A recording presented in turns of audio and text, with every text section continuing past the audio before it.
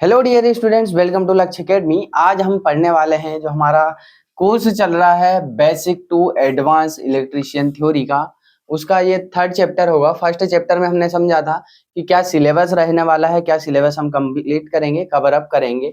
दूसरा सिलेबस जो दूसरा पार्ट था उसमें हमने सिलेबस को थोड़ा सा और समझा था आगे डीप में, और हमने हमारा जो टॉपिक था उसे स्टार्ट कर दिया था, बेसिक इलेक्ट्रिकल, है ना। उसी में हम उसी क्रम में आगे बढ़ते हैं। आज हम पढ़ने वाले हैं परमाणु संरचना के बारे में, जिसे हम कहते हैं एटॉमिक स्ट्रक्चर। अब एटॉमिक स्ट्रक्चर होता क्या है वह समझ लेते हैं। तो आपने देखा होगा ये जो लिखा हुआ है इतना सारा, इसे आप देख लेंगे, स्क्रीनशॉट ले लेंगे, आपको पढ़ना है तो।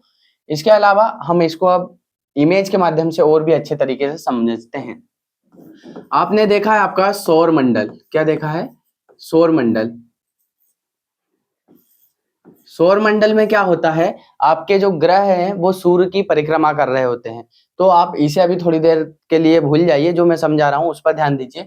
सौर मंडल जो होता है आपका, इसमें क्या होता है कि जो बीच में आपका क्या होता है, यहाँ पर सन होता है। क्या होता है? सन होता है, सूर्य होता है। और इसके चारों ओर क्या करते हैं, आपके ग्रह जो है वो परिक्रमारत रहते हैं, ग्रह आपके घूमते हैं। ठीक है। इसी तरह से परमाणु संरचना भी होती है। इसी के आधार पर परमाणु संरचना जो है वह बनाई गई है।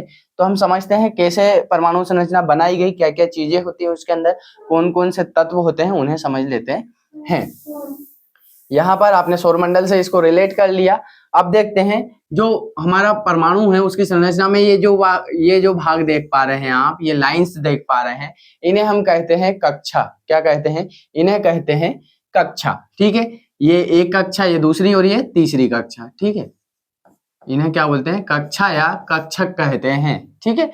अब इसमें देखेंगे जो बीच वाला पार्ट है, ठीक है, ये जो बीच वाला पार्ट है, बीच वाला पार्ट, इसमें होता है प्रोटॉन और दूसरा तत्व होता है न्यूट्रॉन। ठीक है, प्रोटॉन और न्यूट्रॉन। अब ये जो पूरा बीच वाला भाग है इसे क्या कहते हैं? तो इसे कहते हैं हम नाभिक। क्या कहते हैं इसे? नाभिक कहते हैं या न्यूक्लियस कहते हैं इंग्लिश में। अब समझते हैं प्रोटॉन न्यूट्रॉन। अब यहाँ पर एक और चीज देख पा रहे हैं, यहाँ पर कुछ बिंदु दिख पा रहे हैं काले काले आपको यहाँ पर, है ना। तो इन्हें आप क्या कहते हैं? इन्हें कहते हैं आप इलेक्ट्रॉन्स। क्या कहते हैं इन्हें? आप इलेक्ट्रॉन्स कहते हैं। अभी आप वहां पर देख पा रहे हैं फ्री इलेक्ट्रॉन्स लिखा हुआ है ना। फ्री इलेक्ट्रॉन जो होते हैं वो क्या होते हैं, उन्हें भी समझेंगे हम। आपने ये समझ लिया ध्यान से। ये जो बीच वाला भाग होगा इसमें क्या होगा? प्रोटॉन होगा और न्यूट्रॉन होगा। इस भाग को हमने क्या कहा? नाभिक। ठीक है। इसे क्या कहा हमने? नाभिक। इसके चारों जो भाग, जो हमारी कक्षाएं बनी, बलय बन रही हैं, इन्हें हमने क्या बोला? कक्षा। ठीक है। या फिर हम कहें ऑर्बिट। क्या कहते हैं इन्हें? ऑर्बिट कहते हैं। अब प्रोटॉन हो गया, न्यूट्रॉन हो गया। अब यहाँ पर आप देख पा रहे हैं इस तरह से कुछ गोले बने हुए हैं, है ना। जैसे हमने सौरमंडल की बात की अभी, ये इस तरह से गोले बने हुए हैं। सौरमंडल की बात की हमने, तो ये बीच वाला भाग जो होगा इसे क्या बोला? नाभिक बोला। इसे हम सूर्य मान लेते हैं। ठीक है, सन मान लेते हैं आपका। और इसके ऊपर जो ये जो येलो कलर के डॉट बने हुए हैं, सर्कल्स बने हुए हैं, ठीक है, ये क्या है? आपके ग्रह है। मतलब इसको हमने बोला इलेक्ट्रॉन्स। क्या बोला? इसे बोला हमने इलेक्ट्रॉन्स। अब यहाँ पर आगे बढ़ते हैं। ये कक्षाएं हो गई हमारी, प्रोटॉन हो गया, न्यूट्रॉन हो गया। अब जो प्रोटॉन न्यूट्रॉन होते हैं ये क्या होते हैं उन्हें समझ लेते हैं। आगे बढ़ते हैं ना। प्रोटॉन और न्यूट्रॉन क्या होते हैं उन्हें समझ लेते हैं। तो बीच का जो सघन भाग है उसे हमने क्या वो कहा? नाभिक कहा, है ना। प्रोटॉन पर अगर आवेश की बात करें हम, तो क्या होता है आपका? पॉजिटिव आवेश होता है, धन आवेश होता है। क्या होता है आपका? धनावेश होता है ना। अब ये आवेश क्या होता है इसके बारे में हम थोड़ा सा पहले समझ चुके हैं, इससे पहले वाले लेक्चर में, और आगे और डीप में पढ़ने वाले हैं। ठीक है। अब इसे थोड़ा सा और डेप्थ में पढ़ेंगे। उससे पहले हम इससे जो चीजें लिखी हुई है, हमारे नोट्स बने हुए हैं, उन्हें पढ़ लेते हैं क्या लिखा हुआ है। तो यहाँ पर आप देख पा रहे हैं परमाणु के नाभिक में धनावेशित प्रोटॉन और न्यूट्रॉन होते हैं। यहाँ पर जैसे आपने प्रोटॉन की बात की, तो प्रोटॉन पर आवेश कौन सा होगा? धनावेश होगा। मतलब वह कौन सा कैसा आवेशित होगा? धनावेशित होगा। एक और शब्द देखा आपने, न्यूट्रॉन। न्यूट्रॉन क्या होता है? न्यूट्रॉन पर कोई भी आवेश नहीं होता। क्या होता है? कोई आवेश नहीं होता। ठीक है, कोई आवेश नहीं होता। किस पर नहीं होता? आपका न्यूट्रॉन पर। यह आप ध्यान रखेंगे। उसके चारों तरफ विभिन्न कक्षाओं में इलेक्ट्रॉन चक्कर लगाते हैं। आप ये जो सर्कल, ये डॉट्स देख पा रहे हैं, ये क्या होते हैं? चारों ओर कक्षाओं में चक्कर लगाते हैं। कक्षाओं की बात कर ली हमने, कक्षा किसे कहा आप समझ गए होंगे। ठीक है। तो ये जो इलेक्ट्रॉन्स होते हैं क्या करते हैं कक्षा में, किसके कक्षा में, नाभिक के चारों ओर, ठीक है, ये बीच वाला नाभिक होगा, इसके चारों ओर क्या करते हैं, गति करते हैं या चक्कर लगाते हैं। बाहरी कक्षा के इलेक्ट्रॉन्स को हमने क्या कहा, संयोजी इलेक्ट्रॉन, ठीक है। इनमें ऊर्जा जो होती है दो प्रकार की होती है, कि स्थितिज ऊर्जा भी होती है और दूसरी होती है गतिज ऊर्जा। स्थितिज ऊर्जा क्या होती है और गतिज ऊर्जा क्या होती है, आप इनकी एक एक लाइन टर्म में कमेंट करके बताएंगे क्या होता है। हम इसमें पहले समझ चुके हैं, अगर आपने वीडियो लेक्चर्स देखे हैं तो आप जरूर आंसर कर पाएंगे। चलिए अगली टर्म क्या लिखी हुई है आपके पास, परमाणु के बाहरी कक्ष के इलेक्ट्रॉन संयोजी इलेक्ट्रॉन्स कहलाते हैं, ठीक है। सबसे बाहरी कक्षा जो भी होगी उसके जो इलेक्ट्रॉन्स होंगे उन्हें हम क्या बोलेंगे, संयोजी इलेक्ट्रॉन बोलेंगे, ठीक है, जिसे हम बोलते हैं वैलेंस इलेक्ट्रॉन, ठीक है, वैलेंस इलेक्ट्रॉन कहते हैं। अगली टर्म है आपकी, इनकी ऊर्जा का स्तर सर्वाधिक होता है। किनकी ऊर्जा का स्तर सर्वाधिक होता है, तो आपके जो वैलेंस इलेक्ट्रॉन होते हैं उनकी ऊर्जा का स्तर जो होता है वो क्या होता है आपका, हाई होता है। ऊर्जा स्तर को हम क्या कहते हैं, एनर्जी लेवल, ठीक है। संयोजी इलेक्ट्रॉन्स जो होते हैं उनके ऊर्जा स्तर होता है, एनर्जी लेवल जो होता है वो क्या होता है, हाई होता है, ज्यादा होता है। किसी भी पदार्थ के विद्युत गुणों का निर्धारण कौन करता है, संयोजी इलेक्ट्रॉन करते हैं। मतलब जो आखिरी कक्षा के इलेक्ट्रॉन्स होंगे वही बताएंगे कि पदार्थ कौन सा है, चालक है, अचालक है, कुचालक है, अर्धचालक है, क्या रहेगा वो कौन बताएगा, आपका संयोजी इलेक्ट्रॉन्स रहेंगे। जितने ज्यादा संयोजी इलेक्ट्रॉन्स या जितने कमी होंगे उस हिसाब से हम डिसाइड करेंगे कि वह चालक होगा, अचालक होगा या अर्धचालक होगा।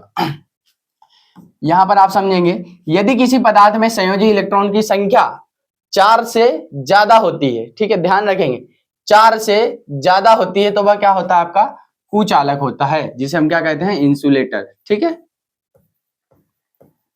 क्या होता है, इंसुलेटर या अचालक बोलते हैं, जिसमें विद्युत धारा का प्रवाह ना हो सके, उसे भी आगे हम समझेंगे। फिर क्या है, अगली टर्म है 4 से कम इलेक्ट्रॉन। जिन पदार्थ में 4 से कम इलेक्ट्रॉन होंगे वह क्या होंगे, आपके चालक होंगे, या फिर इसे ही हम क्या कहते हैं, सुचालक, ठीक है, जिसमें विद्युत धारा का प्रवाह हो सके, या फिर इंग्लिश में हम कहें तो इसे बोलते हैं कंडक्टर। ये बस वाला कंडक्टर नहीं है, इसका ध्यान रखेंगे आप। अगली टर्म है 4 होने पर, ठीक है, किसी कक्षा में, अंतिम कक्षा में सिर्फ 4 इलेक्ट्रॉन है, ठीक है, तो उसे हम क्या कहेंगे, उसे कहेंगे अर्धचालक, जिसे हम कहते हैं सेमी कंडक्टर। क्या कहते हैं, सेमी कंडक्टर, ठीक है। अब आगे बढ़ते हैं, यदि संयोजी इलेक्ट्रॉन के बाहर से ऊर्जा दी जाए, ठीक है, संयोजी इलेक्ट्रॉन को बाहर से ऊर्जा दी जाए तो वह अपने कक्ष से बाहर आ जाते हैं, इन्हें स्वतंत्र इलेक्ट्रॉन कहते हैं, ठीक है। इन्हें अलग से कोई ऊर्जा दी जाए, जैसे यहाँ पर कोई इलेक्ट्रॉन है संयोजी इलेक्ट्रॉन, अब यहाँ पर कोई अलग से मैं एनर्जी दूंगा, ऊर्जा दूंगा, अलग से कोई बैटरी सोर्स, सप्लाई सोर्स लगाऊंगा, तो ये क्या होंगे, बाहर आ जाएंगे, है ना। जिन्हें अगर बाहर आ गए तो उन्हें क्या बोला हमने, उन्हें बोला हमने फ्री इलेक्ट्रॉन। क्या कहा उन्हें हमने, फ्री इलेक्ट्रॉन, जो कि मुक्त है, ठीक है, या मुक्त इलेक्ट्रॉन जिन्हें हम कहते हैं। फिर इसके बाद किसी भी पदार्थ में करंट का प्रवाह इन फ्री इलेक्ट्रॉन्स के कारण होता है। आपके द्वारा आपसे पूछा जाएगा कि जो किसी कंडक्टर है, कोई चालक है जिसमें से विद्युत धारा का प्रवाह हो रहा है, तो वो किसके कारण होता है, तो आप बोलेंगे कि किसी भी कंडक्टर में फ्री इलेक्ट्रॉन्स के कारण या मुक्त जो इलेक्ट्रॉन होते हैं उनके कारण क्या होता है, उसमें विद्युत धारा का प्रवाह होता है। विद्युत धारा क्या होता है उसकी डेफिनेशन आप लिखेंगे, सिंगल लाइन की है, आप यहाँ पर अगर पढ़ा हुआ होगा तो आप ये लाइन देखकर ही बोल सकते हैं कि क्या इसकी डेफिनेशन बनेगी। शब्दों का थोड़ा सा हेरफेर करना, बाकी पूरी डेफिनेशन यही होगी, आप कमेंट में आपको आंसर करना है, ठीक है। अब इसके बाद समझते हैं कुचालक क्या होता है, ठीक है। कुचालक को हमने क्या बोला, अचालक, कंफ्यूज नहीं होना है, सारे वर्ड्स आपको याद रखना है।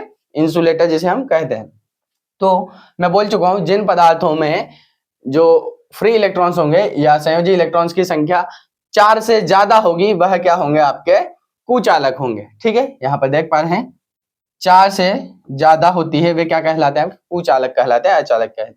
इनमें विद्युत धारा का प्रवाह, हम कहें करंट का फ्लो क्या होता है, नहीं होता है ना। जिसमें विद्युत धारा का हम डेफिनेशन कहें कि जिन पदार्थों में विद्युत धारा का प्रवाह नहीं हो सकता उसे हम क्या कहते हैं, उसे कहते हैं कुचालक कहते हैं, ठीक है, क्योंकि इनमें विद्युत धारा या करंट का प्रवाह नहीं होता है, ठीक है। ये चीजें आपको समझ में आ रही होंगी। अब आगे बढ़ते हैं इसी क्रम में, चलिए। इसके बाद आता है चालक। क्या होता है, चालक, जिसे हम बोलते हैं कंडक्टर या फिर इसे ही कहते हैं हम सुचालक, ठीक है। वे पदार्थ जिनमें फ्री इलेक्ट्रॉन्स या संयोजी इलेक्ट्रॉन्स की अंतिम कक्षा जो होती है ना, अंतिम कक्षा में, परमाणु की अंतिम कक्षा में फ्री इलेक्ट्रॉन्स की संख्या जो होती है वो 4 से अगर कम होगी तो वह क्या होगा, आपका चालक होगा या सुचालक होगा। इसमें जो स्वतंत्र इलेक्ट्रॉन्स है या मुक्त इलेक्ट्रॉन्स, फ्री इलेक्ट्रॉन्स जिसे हमने कहा, हमेशा इनकी मात्रा जो होती है वो क्या होती है, ज्यादा होती है, ठीक है, मात्रा में रहते हैं। जैसे 4 से कम होना चाहिए, मतलब 4 से कम कितना हो सकता है, 1 हो सकता है, 2 हो सकता है, 3 हो सकता है। और कुचालक के लिए हमने बात की क्या, 4 से ज्यादा, ठीक है, 4 से ज्यादा की बात की, मतलब 4 से ज्यादा कितना हो सकता है, 5 हो सकता है, 6 हो सकता है, 7 हो सकता है, 8 होगा तो मुक्त वो बन जाएगा आपका क्या, कंडक्टर बन जाएगा, ठीक है, क्योंकि फिक्स 4 आ जाएंगे आखिरी आखिरी कक्षा में, है ना। इसके लिए टर्म होती है, आप टर्म एक फॉर्मूला लिख रहा हूं, आप बताएंगे कि अलग अलग कक्षा में कितने जो इलेक्ट्रॉन्स होते हैं, पहली, दूसरी, तीसरी, चौथी कक्षा में कितने इलेक्ट्रॉन्स होते हैं, आप इस फॉर्मूले से निकालकर बताएंगे, कमेंट में आंसर करेंगे। हम यहाँ पर देखें, इनमें क्या होता है, इसमें विद्युत धारा का प्रवाह होता है। हमने बोल चुके हैं कि जिन पदार्थ में विद्युत धारा का प्रवाह हो सकेगा वह क्या होंगे, आपके चालक होंगे। यहाँ पर हम संयोजी इलेक्ट्रॉन्स की बात करें, किस पदार्थ में कितने होते हैं या किस धातु में कितने होते हैं, तो यहाँ पर आप देख पा रहे हैं, चांदी में संयोजी इलेक्ट्रॉन 1 होता है, तांबे में संयोजी इलेक्ट्रॉन 1 होता है, सोना में 1 होता है, एल्यूमिनियम में 3 होते हैं, ठीक है। तो ये क्या प्रदर्शित कर रहे हैं, ये प्रदर्शित कर रहे हैं आपके इलेक्ट्रॉन्स या संयोजी इलेक्ट्रॉन्स की संख्या। तो हमने कहा जितने कम होंगे, मतलब 4 से कम होंगे, वह क्या होंगे, संयोजी इलेक्ट्रॉन्स अच्छे होंगे, मतलब उसका कंडक्टर जो होगा वो बहुत अच्छा होगा, उसमें विद्युत धारा का प्रवाह आसानी से हो सकता है। आपको पता है सबसे अच्छा गुड कंडक्टर चांदी को माना गया है, उसके बाद तांबे को, गोल्ड का हम उपयोग नहीं कर सकते। क्यों नहीं कर सकते, क्योंकि यह बहुत ज्यादा महंगा होता है। इसके बाद बात करते हैं हम अर्धचालक की, जिसे हम कहते हैं सेमीकंडक्टर। तो सेमीकंडक्टर वे पदार्थ होते हैं जिनके परमाणु में संयोजी इलेक्ट्रॉन की संख्या क्या होती है, फिक्स 4 होती है, ना कि 4 से ज्यादा ना 4 से कम। उन्हें हम क्या कहते हैं, उन्हें हम बोलते हैं अर्धचालक। अब अर्धचालक, आप नाम देख पा रहे हैं, अर्धचालक मतलब आधा चालक। अब आधा चालक है तो आधा क्या होगा, अचालक होगा, इसलिए उसको क्या बोला, अर्धचालक। इसकी डेफिनेशन की बात करें हम, तो डेफिनेशन क्या बनेगी इसकी, कि वह पदार्थ जिसमें एक नियत तापमान पर विद्युत धारा का प्रवाह होने लगे, है ना, मतलब जनरल कंडीशन पे ये क्या होंगे, आपके सामान्य तापमान पर, रूम टेम्परेचर पे होंगे, अचालक की तरह कार्य करेंगे, जिसमें विद्युत धारा का प्रवाह ना हो, पर एक नियत तापमान ऐसा फिक्स रखेंगे कि जिस पर जैसे ही उतना तापमान होगा उसमें से विद्युत धारा का प्रवाह होने लगेगा, उसे हम कहते हैं अर्धचालक, है ना। देखिए इसमें क्या होता है, चालक और कुचालक दोनों के गुण विद्यमान होते हैं, परंतु ठीक है, परम शून्य तापमान जो होता है, एब्सोल्यूट टेम्परेचर, जिसे हम बोलते हैं एब्सोल्यूट टेम्परेचर कितना होता है, माइनस 273 डिग्री सेल्सियस या फिर 0 केल्विन। कितना होता है, सेल्सियस में अगर पूछा जाएगा तो 273 डिग्री सेल्सियस, और केल्विन में पूछा जाएगा तो 0 डिग्री केल्विन के तापमान पर वह चालक की तरह कार्य करते हैं। जैसे एग्जाम्पल के लिए silicon, germanium, selenium, boron, tellurium, gratin, ठीक है। इस तरह से और भी बहुत सारे अर्धचालक पदार्थ आते हैं, ठीक है। अब यहाँ पर देखते हैं, परमाणु का नाभिक धनावेशित होता है, जैसे हमने अभी बात की, हमने नाभिक धनावेशित क्यों होगा, बीच वाला भाग, है ना। धनावेश होने का रीजन है क्योंकि इसमें प्रोटॉन विद्यमान है, और प्रोटॉन का पर कौन सा चार्ज होता है, धनावेश, तो पूरे नाभिक पर भी कौन सा चार्ज होगा, आपका धनावेश होगा, ठीक है, धनावेशित होगा। परमाणु का अगर व्यास की बात करें हम, ठीक है, परमाणु के व्यास की, डायमीटर की बात करें हम, तो कितना होता है, 1 एंगस्ट्रॉम या फिर हम कहें 10 के ऊपर ऋण 10 की घात, ठीक है, 10⁻⁻10 होगी, ठीक है। ये क्या है, यूनिट, अगर यूनिट की बात करें तो मीटर में होगी, 10⁻⁻10 मीटर, ठीक है। ये उसका क्या होगा, आपका व्यास होगा, डायमीटर होगा, पर किसका, नाभिक का, ठीक है, परमाणु का व्यास, सॉरी, नाभिक के व्यास की बात करें हम तो 1 जो होगा आपका फर्मी होगा। 1 फर्मी क्या होता है, 10 के ऊपर ऋण 15 की घात, है ना, क्या होगा, 10 के ऊपर ऋण 15 की घात मीटर, है ना। ये होगा नाभिक का, इसमें कंफ्यूज नहीं होना, ये परमाणु का है और ये नाभिक का व्यास है। 1 एंगस्ट्रॉम बोलेंगे तो आपका बोलेंगे परमाणु का व्यास, और वहीं पर नाभिक का व्यास की बात करेंगे तो 1 फर्मी या फिर 10 के ऊपर ऋण 15 के घात। इनमें से ऑब्जेक्टिव क्वेश्चन बनते हैं आपके बहुत सारे जो एग्जाम्स होते हैं उसमें। इलेक्ट्रॉन का भार कितना होता है, तो इलेक्ट्रॉन के भार की बात करें तो 9.01 × 10⁻³ किलोग्राम लिखा है, ठीक है, क्या है, किलोग्राम लिखा है, जो कि नगण्य माना जाता है। ठीक है, क्या होता है, इसे नगण्य माना जाता है। प्रोटॉन का भार की बात करें तो 1.67 इंटू 10⁻27 किलोग्राम होता है। और न्यूट्रॉन का भार की बात करें हम तो वही सेम, न्यूट्रॉन प्रोटॉन का जो भाग होता है इलेक्ट्रॉन का भी सेम ही होता है, 1.67 इंटू 10⁻27 किलोग्राम। परमाणु भार की बात करें तो परमाणु भार की डेफिनेशन क्या बनेगी, प्रोटॉन्स का जो भार होगा प्लस न्यूट्रॉन का भार, उसे हम क्या कहेंगे, परमाणु भार। पूरे परमाणु का जो भार होगा वो किसकी संख्या पर निर्भर करेगा, प्रोटॉन का कितना भार है और न्यूट्रॉन का, मतलब नाभिक का अगर टोटल भार हम निकाल लेंगे तो वही क्या होगा, आपका परमाणु भार कहलाएगा। ठीक है, क्योंकि इलेक्ट्रॉन का जो भार है उसे हमने क्या माना है, नगण्य माना है। परमाणु क्रमांक क्या होगा, परमाणु संख्या क्या होगी, तो जितने न्यूट्रॉन्स की संख्या होगी उसे ही हम क्या कहेंगे, परमाणु संख्या कहेंगे। ठीक है, परमाणु क्रमांक कहेंगे। आवेश की इकाई की बात करें, आवेश की इकाई क्या होती है, तो चार्ज, जो यूनिट ऑफ चार्ज कहें इसे हम क्या कहते हैं, यूनिट ऑफ चार्ज। ठीक है, यूनिट ऑफ चार्ज होती है वो क्या होती है, कूलाम होती है ये यूनिट, एसआई यूनिट होती है। ठीक है, कूलाम जो है क्या है, एसआई यूनिट है। फिर इसके बाद फ्रैंकलिन होती है, ये सीजीएस पद्धति में होती है ना, किलोग्राम सेकेंड यूनिट जो होती है हमारी, उसमें क्या होता है, फ्रैंकलिन होती है। बड़ी इकाई की बात करें हम, चार्ज की बड़ी इकाई क्या है, तो 1 फेरेड बराबर होता है 96,500 कूलाम। ठीक है, 1 फेरेड बराबर कितना होता है, 96,500 कूलाम होता है। व्युत्पन्न मात्रक की बात करें हम तो व्युत्पन्न मात्रक क्या होता है, एम्पियर सेकेंड। क्या होता है आपका, एम्पियर सेकेंड। इसी क्रम में हम आगे बढ़ेंगे। वीडियो अच्छा लगा हो तो वीडियो को लाइक करेंगे, चैनल को पहली बार विजिट कर रहे हैं तो चैनल को सब्सक्राइब करेंगे। इसी तरह के इलेक्ट्रिकल से रिलेटेड कॉन्सेप्ट सीखने के लिए आप हमारे चैनल को सब्सक्राइब कर लेंगे और ज्यादा से ज्यादा अपने दोस्तों में शेयर करेंगे। आप यदि कोर्स लेना चाहते हैं तो प्ले स्टोर पर जाएंगे और हमारा एप्लीकेशन डाउनलोड कर लेंगे, जिसकी लिंक आपको डिस्क्रिप्शन बॉक्स में मिल जाएगी। यही जो प्ले स्टोर पर लिंक अवेलेबल होगा, लक्ष्य एकेडमी TEA के नाम से अवेलेबल होगा। Thanks for watching.